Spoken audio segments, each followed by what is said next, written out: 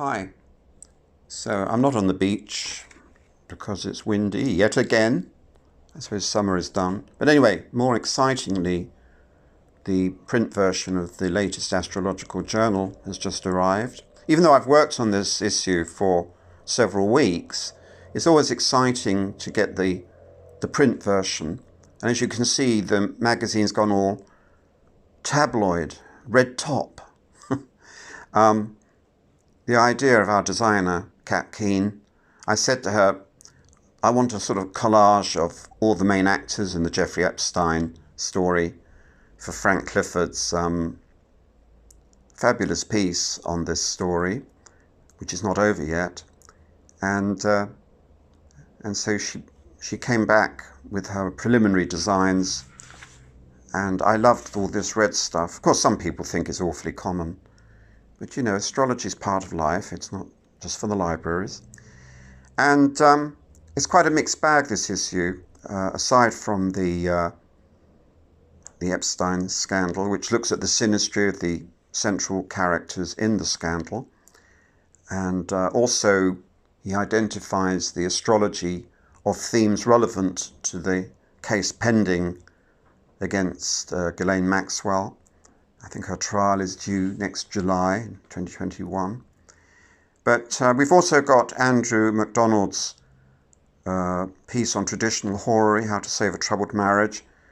I don't personally have to necessarily agree with all the ideas that are published. If that were the case, you know, there'd be a good argument to get rid of me, I think.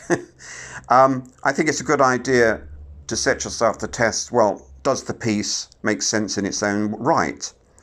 So Andrew articulates the workings of horary, and he sort of argues, interestingly, that if people were less subjective about their lives, less, shall we say, governed by their feelings and emotions, they would be less inclined to take a fatalistic view of a relationship that is in trouble.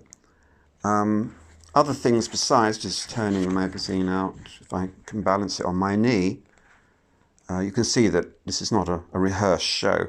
It's not the ultimate in slickness. But I love Tanya Downes's long essay on zodiacal releasing, looking at a 17th century painter and her life from a Time Lord technique perspective, which breaks up the life into sort of episodes.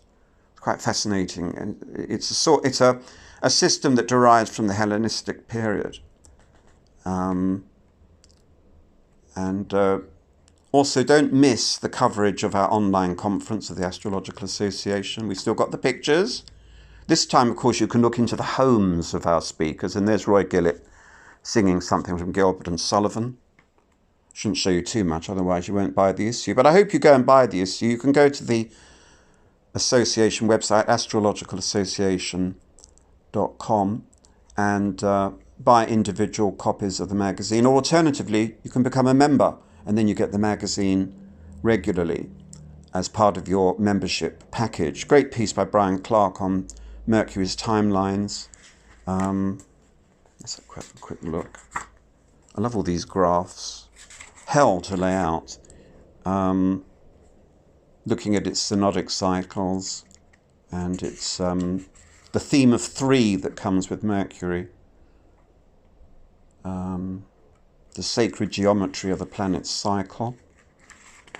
And, well, that's it, really. I mean, I thought I'd just say hello, introduce you to the magazine.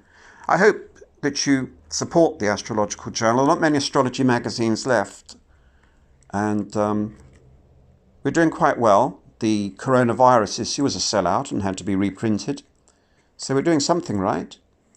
And don't miss, at the end, Patrick Arundel's X-ray interview.